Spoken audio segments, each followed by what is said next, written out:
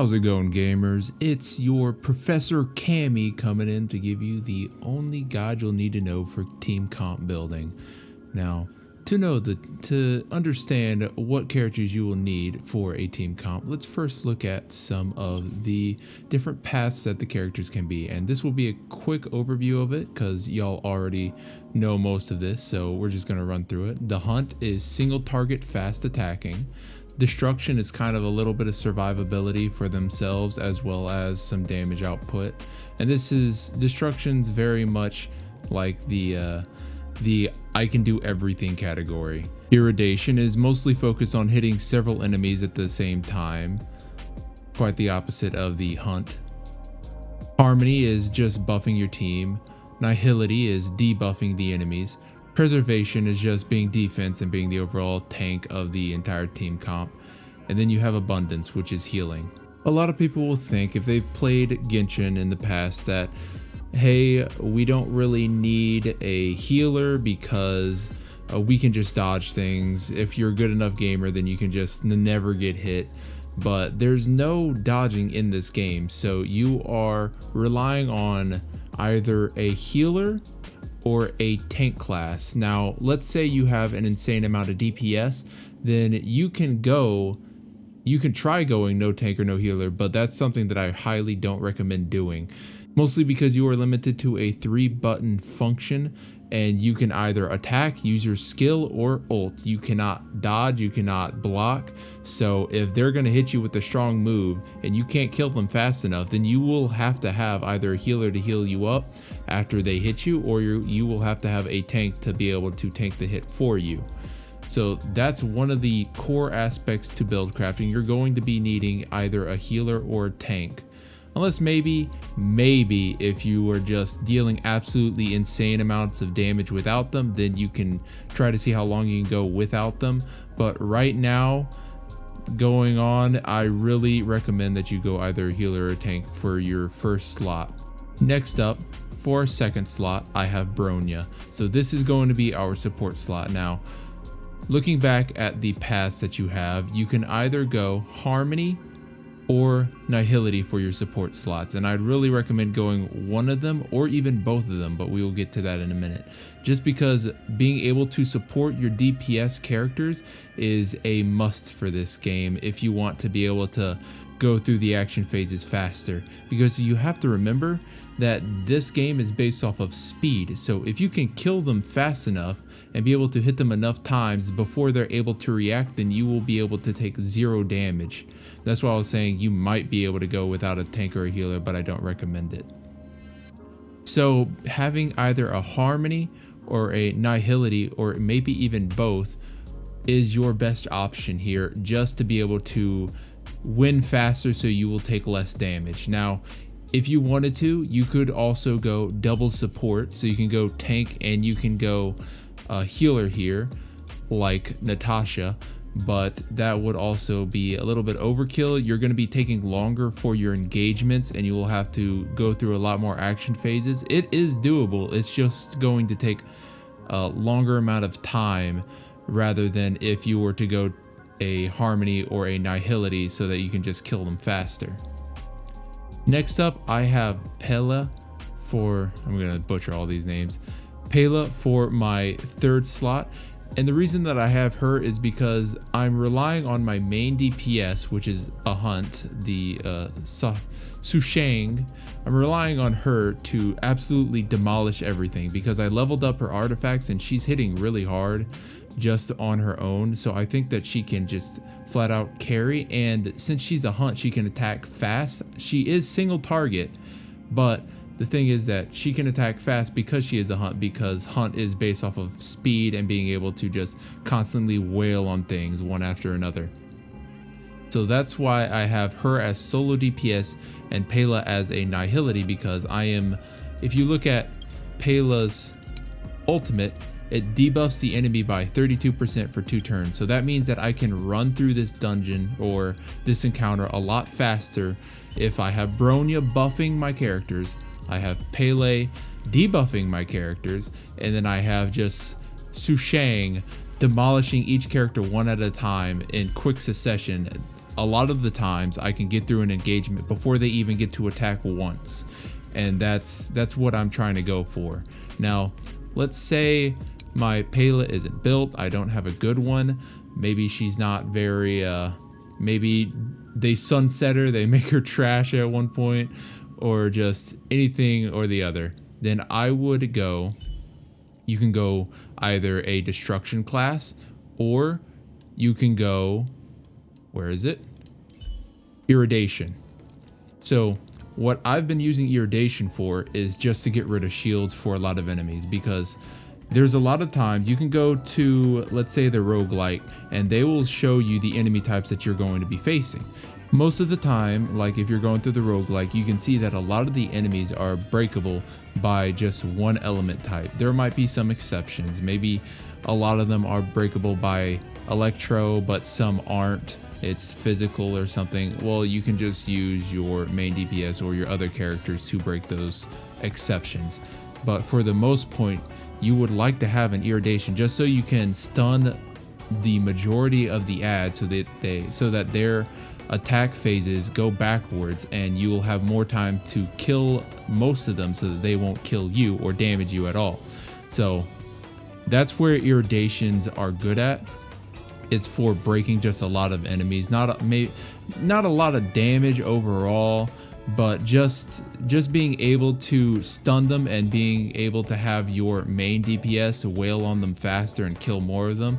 That's where irradiation lies. It's just by slowing the enemy's actions and making them vulnerable to attack. Now for your final slot, I would go either, then this is very important, the hunt, if you can spare one. So Dan Hung, if you have him leveled up, then he's really good too. The base characters are still very good at this game. There's lots of people who are streaming and they are only using the base characters and they are running through content.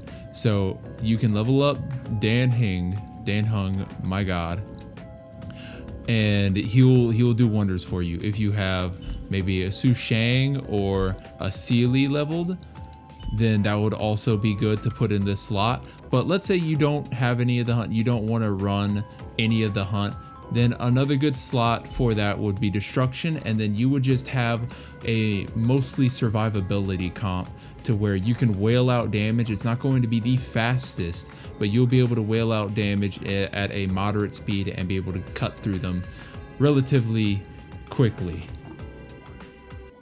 Next, I want to take a moment to talk about Arlan. If you look at his passive talent, the lower health he is from his max HP, the more damage he has. So he's more of the glass cannon type. You want to get him, if you use his skill, you can legitimately get him to 1 HP, and then he has that entire 39% damage buff that he's getting just by existing.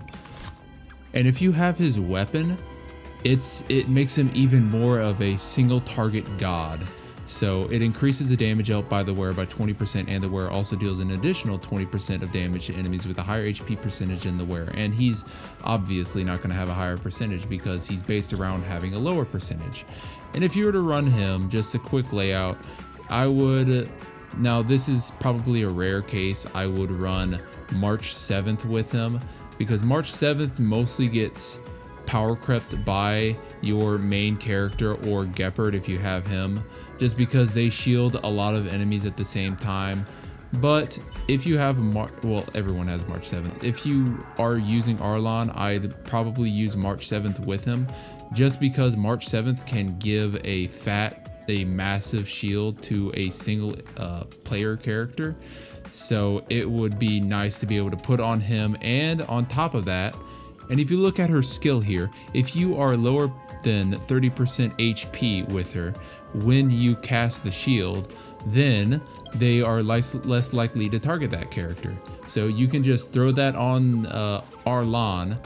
You just throw that on him when he's at 1 HP or lower, and then he will have that shield indefinitely and they won't target him, which is even better. You could also run, if you want to play it safer and not want him to get the max HP, you could run Natasha with him.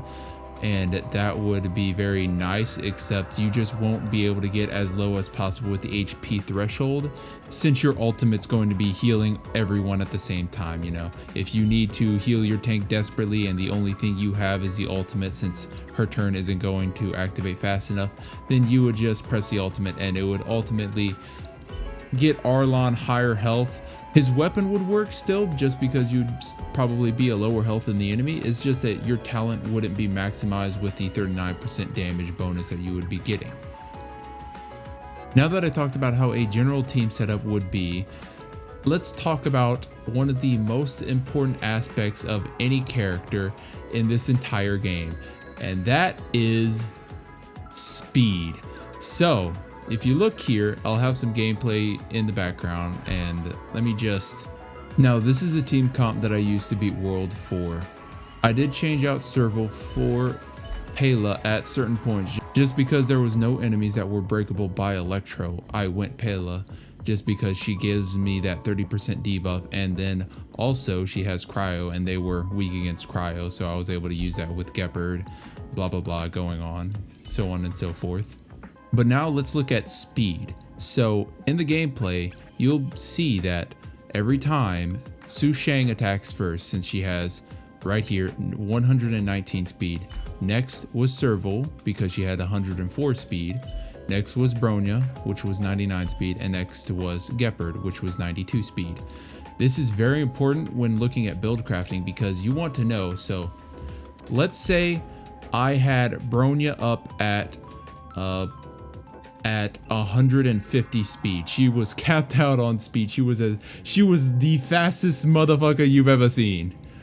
Let's say I had her capped at speed. Well, I wouldn't be able to use her skill, which her skill makes it to where I can pull an ally and make them go right before her. I wouldn't be able to optimize this properly, because right before she would go, Su Shang would go. So I would pop an ability that would make the character go right after this character and give them a damage buff, but she hadn't gone yet, so she was before the person already. Whereas if I have this team comp right now where her speed is 99, then she can attack first, then Serval can attack, then Bronya, then I can use Bronya's ability to pull Su Shang from the bottom of the speed tier to the top right before her, so that she then gets to attack 2 times in one turn. So it is very important to, once you have your team set up, to look at who's going to be going first, who's going to be go second, third, fourth, and being able to work around, okay, so maybe I need this character speed to be up more so that I can optimize their play style and so that I can get the most out of their DPS. Now this is very mid-maxy. This goes into the relic system, and if you look, I still have blue relics on this guy just because they are the best relics I can have on him. And that's just something to look forward to in the future. It's just important to keep this in mind when going forward. Maybe you don't want your damage dealer to go first. Maybe you want your irradiation to go first, just because your irradiation can break them so that they take more damage when they're broken and their turn gets suspended faster. And then your damage dealer could go first. And if that was the case, then I'd have to get my speed up for Serval so that Su Shang could go after her after the characters are broken. That also goes for Pela. Maybe I want Pela to debuff them first, and then I want my Su Shang to go. Though Pela's debuff is her ultimate, and ultimates work whenever. It's still important whenever we get a character that isn't the ultimate that debuffs, it's the skill that debuffs. We want them to go before our damage dealer, so then we'd have to get their speed up so that they can go first. So that's something to just look forward to in the future. Just keep your eyes out for their speed. Whenever you finally get your team comp together, you have everything set up, just look at the speed so that you can understand which is going before which character, which is going first, how fast are they compared to the normal ad. Finally, last and foremost, whenever you get your team comp together, you're going to want to set up your team in a certain order.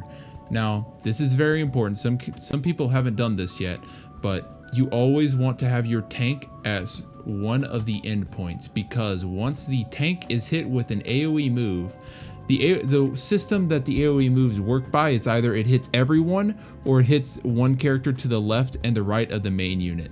So since the tank is on the very end, there's nobody on the right that it'll hit, and it will only hit my Bronya. And since my Bronya is a support and it has a high health bar, it doesn't really matter as much as if it hit my Su Shang that has a lower health bar and is my damage dealer, because I want to keep her up as long as possible. So she's going to be on the furthest end from the tank character and the support character, just to make sure that she dies last. Then I have my Serval here as a sort of mediator between my other two main support characters, just so if they hit Bronya with an ability, then she's going to get hit instead of my Su Shang. And the way that you want to look at this is very simple. Put them in order to how much DPS they do.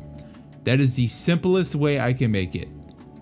So Su Shang does the most DPS. We're gonna put her first.